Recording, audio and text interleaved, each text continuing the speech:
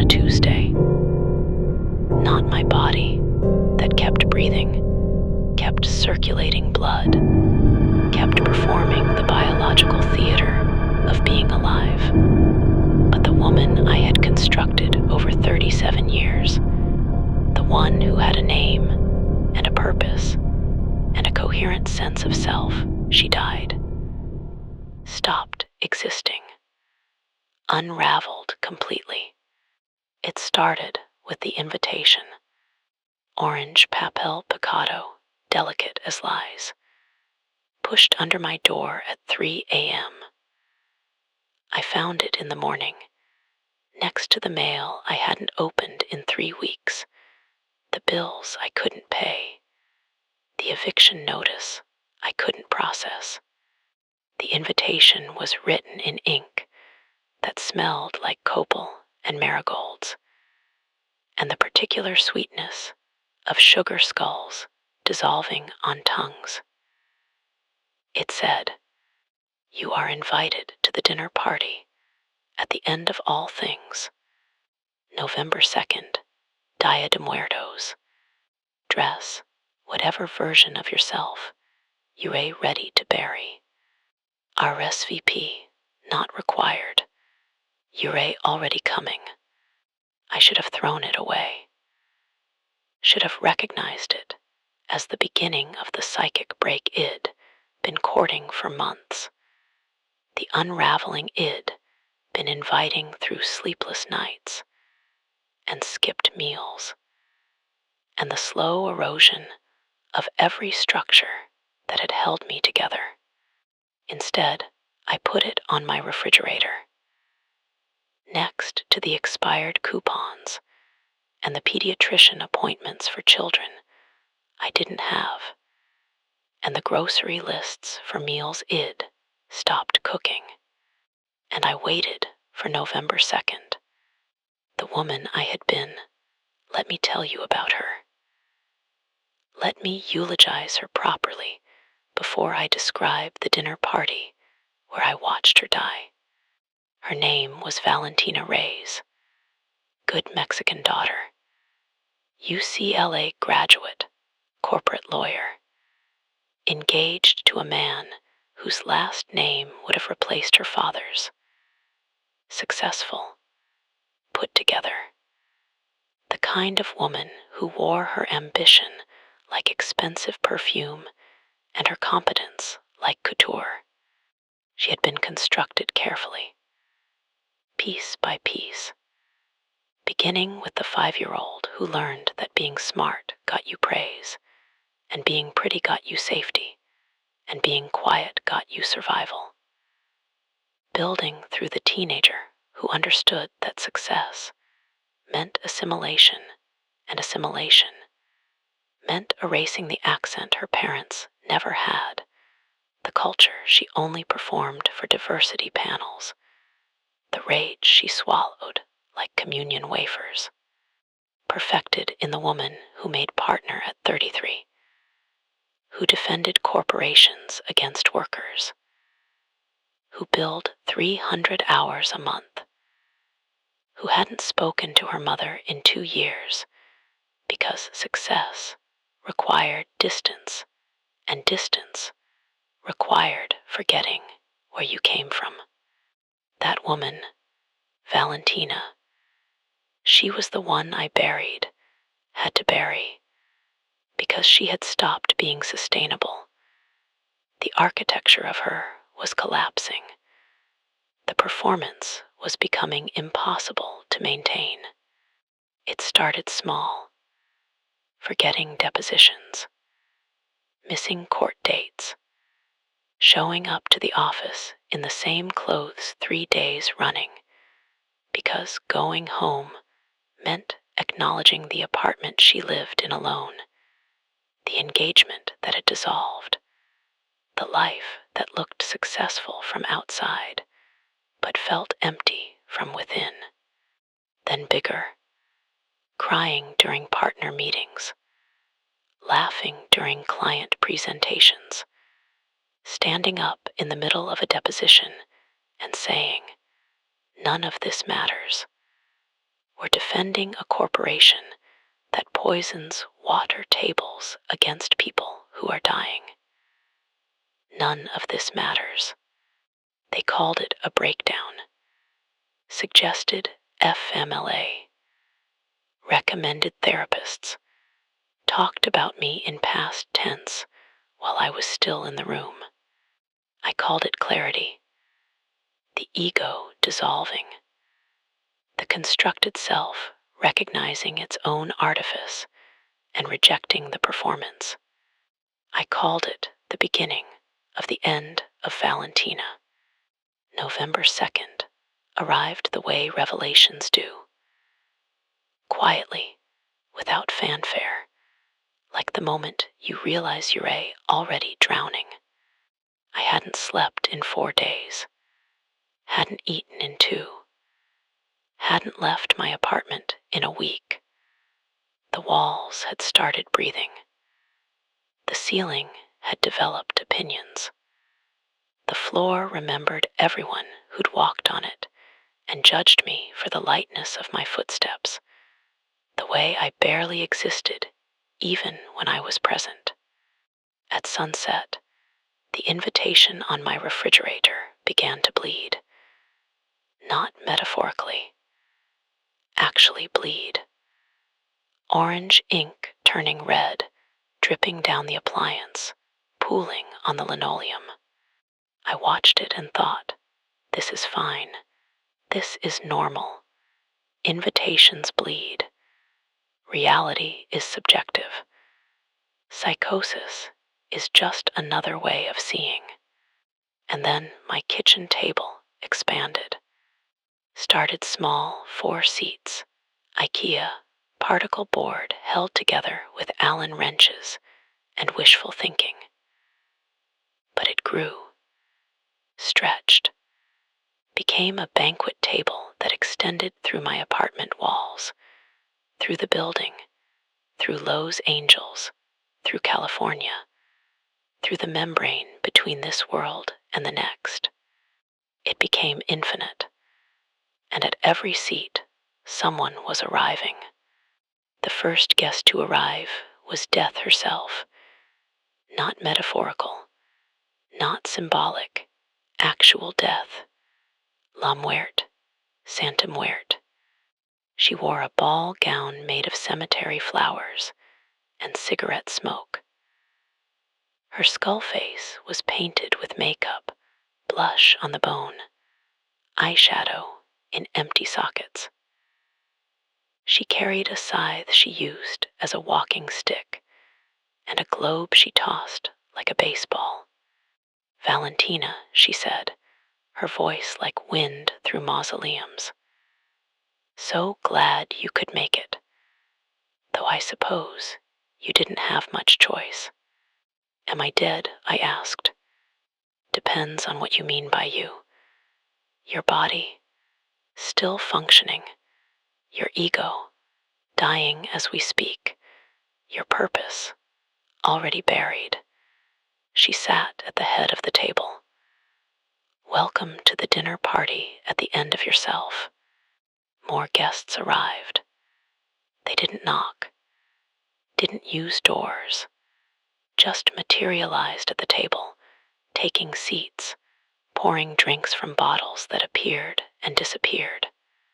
Mictlantecutli, the Aztec lord of the underworld, sat to death's right. He wore bones over bones, a skeleton wearing a skeleton costume. His eye sockets contained black holes. His smile suggested he knew jokes I wouldn't understand for another 1,000 years. Mictacasihuetl, the lady of the dead, sat across from him. She wore a dress made of marigold petals and skulls that blinked. Her makeup was impeccable. Her presence suggested motherhood if motherhood had been invented by death instead of life. We've been expecting you, Mictacasihuetl said. Every Valentina arrives eventually. every woman who builds herself from what others expect, every ego that collapses under the weight of its own performance. More guests. The table accommodated them all, stretching to infinity, bending space and sanity to make room. Kotlikue, the Aztec mother goddess, arrived wearing a skirt of writhing serpents. Her necklace was made of hearts and hands. She had no head, just two serpents where her neck should be, hissing greetings. La Llorona sat crying into her wine glass. The wine turned to river water. The glass cracked. She didn't notice. She was wearing the dress shed drowned in. It was still wet. El Diablo himself showed up fashionably late, wearing a three-piece suit and a smile that suggested he'd invented fashion. He kissed Death's hand, complimented Mictacassahuatl's dress, sat down, and immediately began playing cards with invisible opponents. Valentina, he said without looking up, we have several contracts with your name on them. Would you like to review them before dinner? What contracts? Your soul for success, your culture for acceptance, your authenticity for approval. The usual. He finally looked at me. His eyes were lawsuits waiting to happen. Don't worry. Everyone at this table has signed them. That's why we're here. Jesus Christ arrived next. Not the white one from paintings. The brown one. The Jewish one. The carpenter's son who looked tired and carried his cross like a briefcase. He sat quietly, didn't speak, just poured bread and wine that transubstantiated into tacos and mezcal.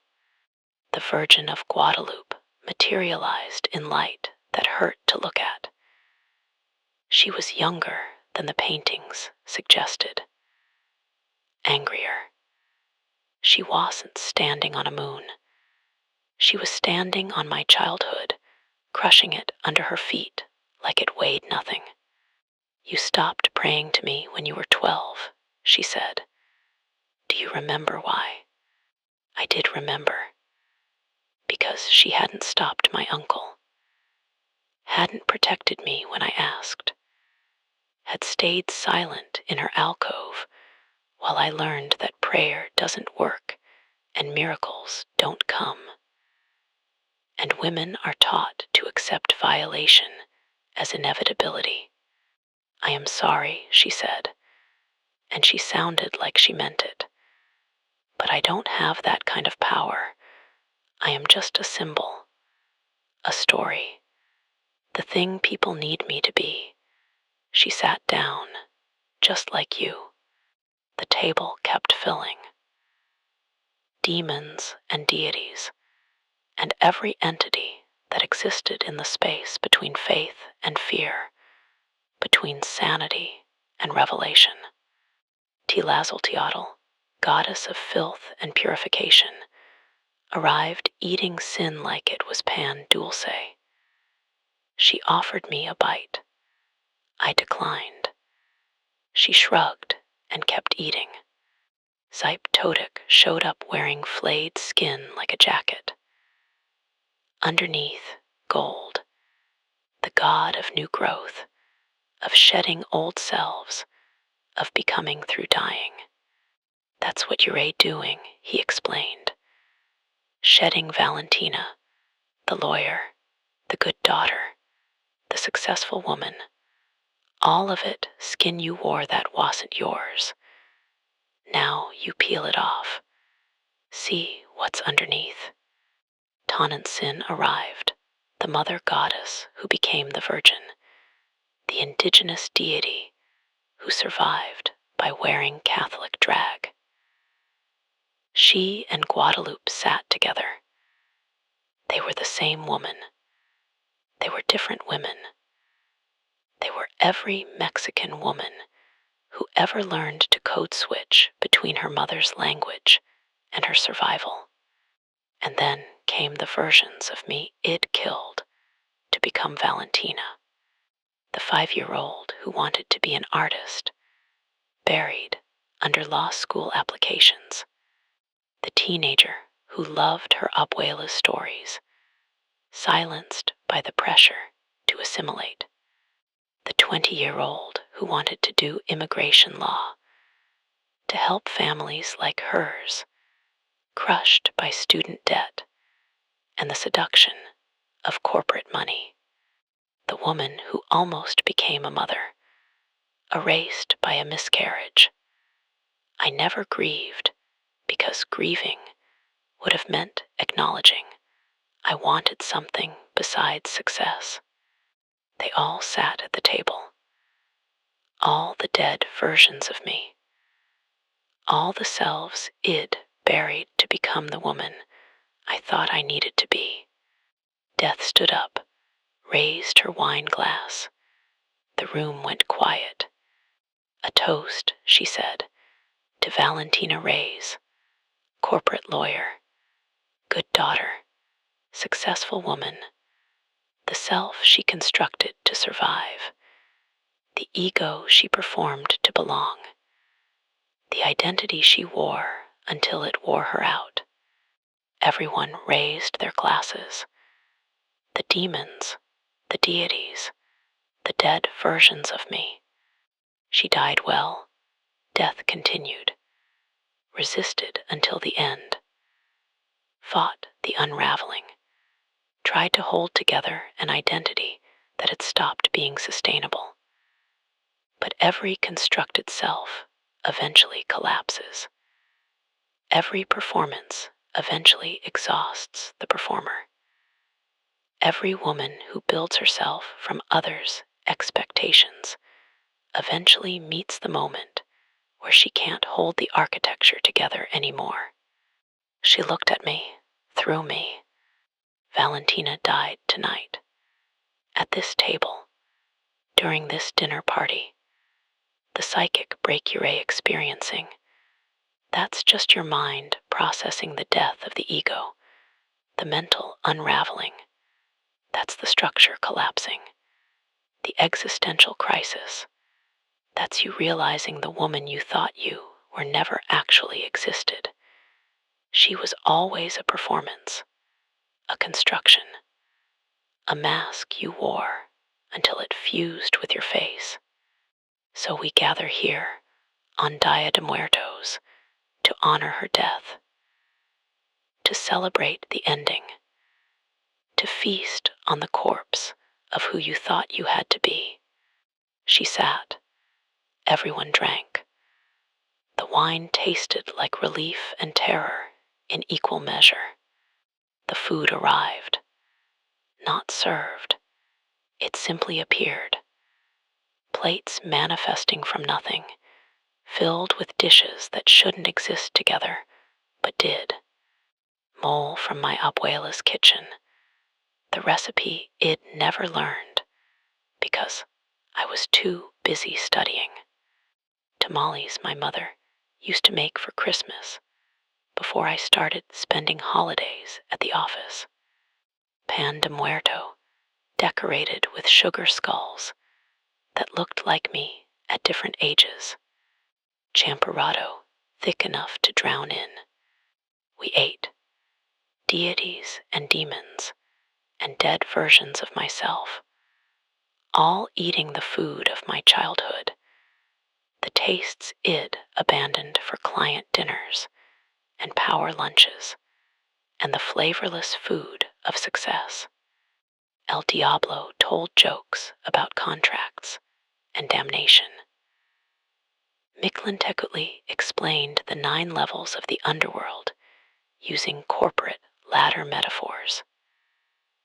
Jesus talked about sacrifice as if it was a career choice. The Virgin and Tonantzin argued about colonization while braiding each other's hair. And I sat there at my kitchen table that had become infinite, and I felt Valentina dissolving, felt the lawyer crumbling, felt the constructed self coming apart like wet papel picado. What happens after? I asked death. After the ego dies, after the self unravels, what's left? She smiled with teeth made of gravestones. That's the beautiful part. You get to find out. You get to discover what exists beneath the performance. Who you are when you're not trying to be anyone. The dinner party lasted forever and no time at all. Dessert was served sugar skulls with my name written in frosting. Everyone ate a piece of me. The demons savored my failures. The deities blessed my attempts. The dead versions of myself reclaimed the parts id killed. When it was over, when the plates were empty, and the wine bottles drained, and the jokes told and retold until they became prayers, death stood again. The party is ending, she announced. The guests must depart. Valentina is fully dead now. The psychic break is complete. The ego is dissolved. The purpose is buried. One by one, the guests stood, kissed my cheeks, whispered blessings and curses, left offerings at my plate, marigolds, coins, promises, threats. Mictacassahuatl held my face in her skeletal hands. Every woman dies this death, eventually. The death of who we thought we had to be. It's terrifying, but necessary. Welcome to your next life. Kotlikute touched my forehead with a serpent's tongue. Destruction is creation. Dying is being born. You understand this now. El Diablo handed me a business card. It was blank. Call me when you're ready to make new contracts. Better ones this time. La Llorona stopped crying long enough to say, we all drown something to become someone. You drowned yourself. Now learn to swim. The dead versions of me, the artist, the storyteller, the helper, the almost mother, they didn't leave.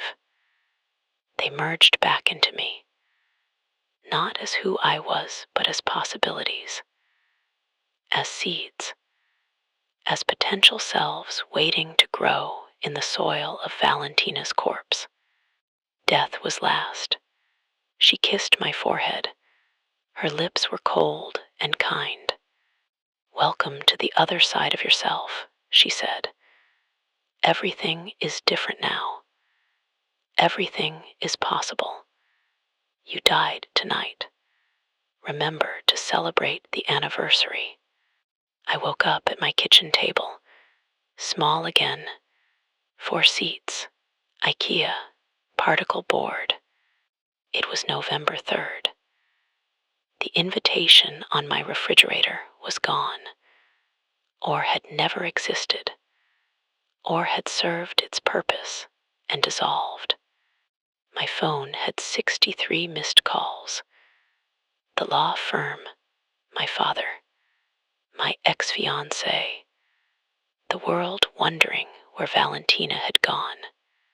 I deleted them all, because Valentina was dead, had died at a dinner party attended by gods and demons, and every version of herself shed murdered to succeed. What remained? I didn't know yet, didn't have a name for it, didn't have a purpose, didn't have an identity carefully constructed from others' expectations. Just a body, a breath, a woman-shaped space where Valentina used to be, and the possibility terrifying and liberating in equal measure of becoming something new.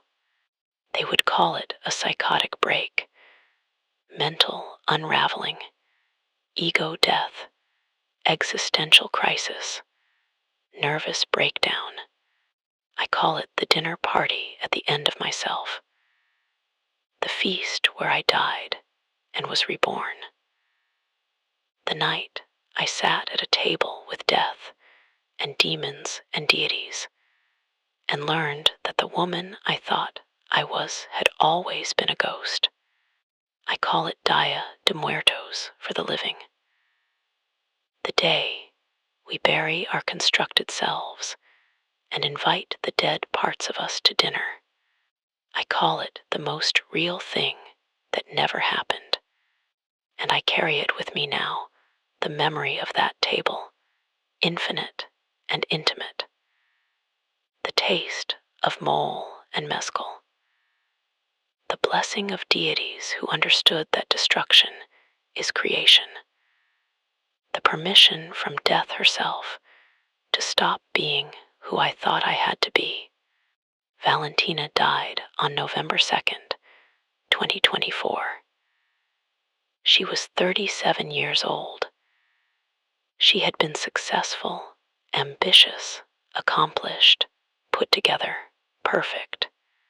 She had also been miserable, exhausted, hollow, performing, dying slowly from the inside out.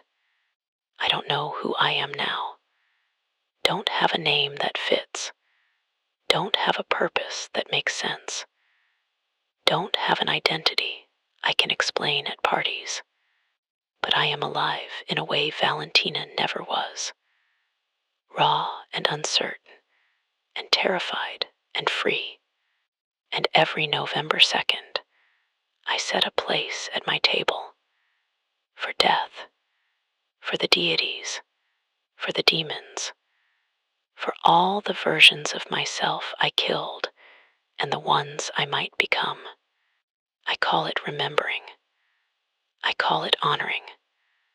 I call it the annual dinner party where I celebrate the death that let me live.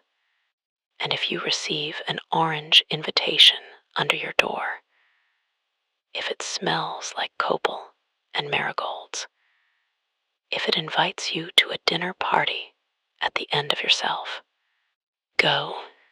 The ego you bury there is the one that was killing you. The self you lose is the one you never really were.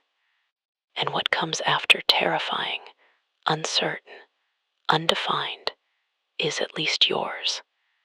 Author's note. This story draws from the Mexican tradition of Dia de Muertos, Day of the Dead, where families prepare elaborate feasts and altars for deceased loved ones, believing the veil between worlds thins enough for the dead to visit. It reimagines this concept through the lens of ego death and psychic transformation, the death not of the body, but of the constructed self. The dinner party, attended by Aztec deities, Mictlantecutli, Mictacassahuatl, Coatlicue, Ziptotic, Catholic figures, the Virgin of Guadalupe, Jesus, folk saints, Santa Muerte, and demons represents the collision of indigenous Mexican spirituality, colonial Catholicism, and contemporary identity crisis. This is a story about what happens when the person you built yourself to be becomes unsustainable, and the psychic break that looks like madness, but might actually be liberation. Every woman who has lost herself to meet others' expectations has attended this dinner party. This is just one woman's account of what was served.